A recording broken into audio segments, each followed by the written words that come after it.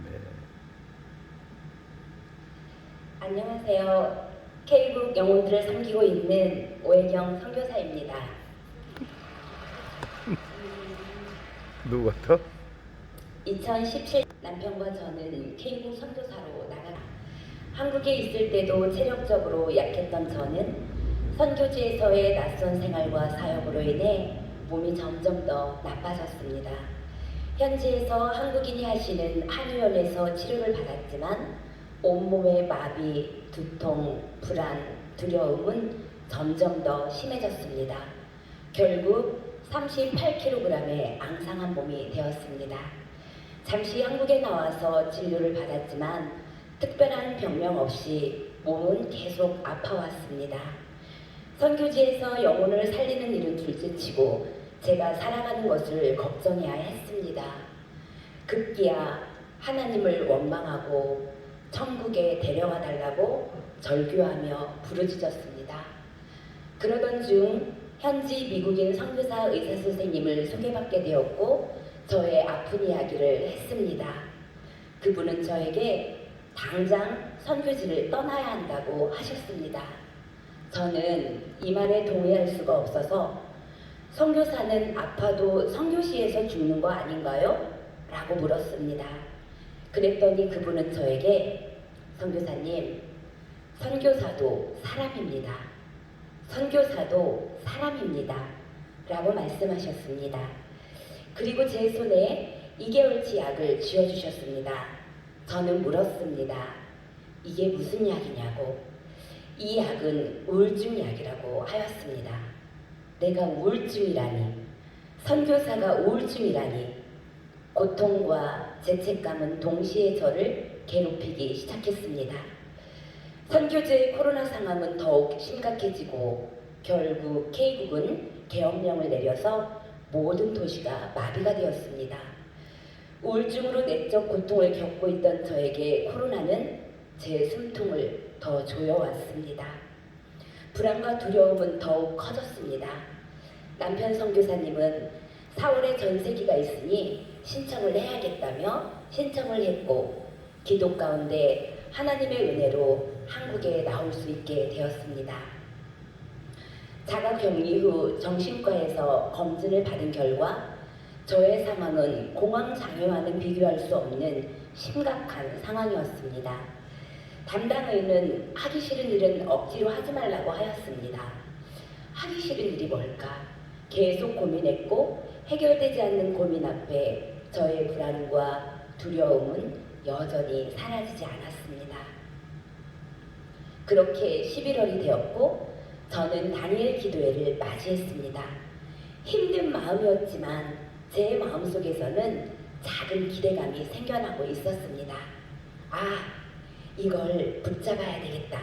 나도 다니엘 기도회 때 간절히 기도해서 우울증과 공황장애를 이겨내고 21일 마치는 날 회복되었어요 라고 선포해야 되겠다. 하나님을 자랑하는 간증의 주인공이 되고 싶었습니다. 사실 다니엘 기도회는 저의 선교지 K국 한인교회에서부터 시작했습니다.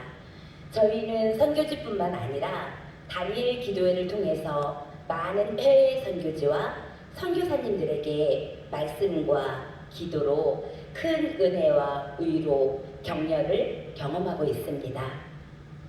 작년에도 어린아이부터 어르신들까지 매일 저녁 모여서 열악한 인터넷, 영상, 환경에서도 많은 은혜를 받았습니다.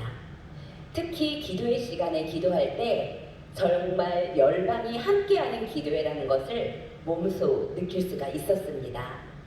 비록 내가 아파서 코로나 상황 속에서 선교지로 들어가지는 못하지만 나의 조국 대한민국에서 다니엘 기도를 할 수 있다는 사실이 큰 감사로 다가왔습니다.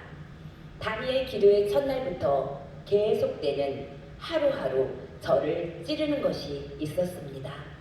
그것은 우울증도 공황장애도 이로 인한 고통이 아닌 하나님의 말씀이 저를 찌르고 있었습니다.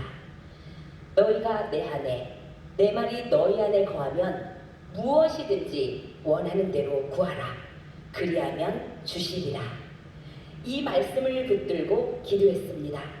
말씀에 의지하여 기도에 집중해야겠다는 절실한 마음으로 저의 우울한 마음과 이로 인해 쇠약해진 육신을 붙들고 간절히 기도했습니다. 하나님께서는 매일의 말씀을 통해 우울증을 이겨내고 육신이 회복될 것이라는 메시지를 주셨습니다. 아멘. 두려움과 불안은 사탄이 주는 것이며 저는 기도의 내내 예수 그리스도의 이름을 선포하며 육신과 마음의 병, 영적인 문제와 전쟁을 치렀습니다. 우울증과 공황장애로 선교사로서의 자신감과 사명을 잃고 스스로에게 매번 던졌던 질문이 있습니다. 하지만 답은 늘 얻지 못했습니다. 하나님, 저보다 건강하고 똑똑한 사람 많은데 왜 저를 선교사로 부르셨어요? 저는 선교지에 가서 아프기만 하고 아무것도 한 것이 없는데 저는 선교에 실패한 건 아닌가요? 기도의 18일 차에 이 질문에 대한 답을 말씀으로 저에게 해주셨습니다. 세상에 미련한 것, 약한 것, 천한 것, 멸시받는 것, 없는 것들을 택하사 아무 육체도 하나님 앞에서 자랑하지 못하게 하려 하심이라. 하나님께서는 기도의 중간중간에 저에게 말씀하셨습니다. 나에게는 실패가 없다. 너는 우울증과 공황장애로 선교지에서 서울과 같은 고통 속에서도 나를 붙잡지 않았니? 너는 쓰러져도 내 앞에서 쓰러졌잖아. 너의 눈물과 너의 소리를 들었다. 너는 회복될 것이다. 그리고 너의 고통과 아픔이 수월 같다고 했지? 지금 선교지에는 나를 모르고 소홀해서 허덕이는 영혼들이 많이 있는데 네가 그 땅에 다시 가줄 수 없겠니? 네가 그들의 친구가 되어줄 수 없겠니? 저는 응답했습니다. 네 주님, 제가 여기 있습니다. 제가 가겠습니다. 선교사가 우울증에 걸려보니 아프고 외로운 자들의 손은 잡아줄 수 있을 것 같았습니다. 또 그들을 위해서 기도는 해줄 수 있을 것 같았습니다.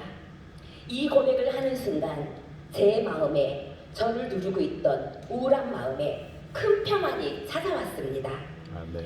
세상에 줄 수 없는 평안이죠. 할렐루야. 아멘.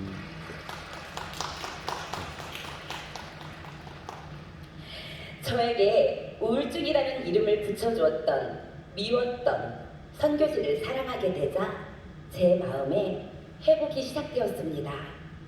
저는 다시 선교지로 돌아갈 힘과 용기를 얻었습니다. 선교는 거창한 것이 아닙니다. 그들과 함께 울며 웃고 함께 살아가는 것입니다. 이번 단일 기도회는 사명을 잃어버린 저에게 사명을 찾아주었고 우울증과 공황장애의 회복의 시작을 알리는 신호탄이 되었습니다. 또 이 간증을 들으시는 성도님들과 선교회지에 계신 선교사님들, 코로나로 한국에 나와 계신 모든 선교사님들에게도 하나님의 충만한 위로를 주시기를 진심으로 기도합니다. 주님, 저 이제 주님과 함께 행복한 설교 할 수 있게 되었어요. 착하고 충성된 종이 될게요. 우리 모두 주님의 착하고 충성된 종으로 승리하시길 주님의 이름으로 축복합니다. 아멘. 마지막으로 원고에 없는 건데요. 2년 반에서 3년 동안 제가 아프고 먹지 못할 때 저에게 날마다 불평, 불만 한 번도 하지 않고 미음, 죽, 된장국을 끓여줬던 남편 지금 이 자리에 있거든요. 고맙고 존경하고 사랑한다는 말 전하고 싶습니다.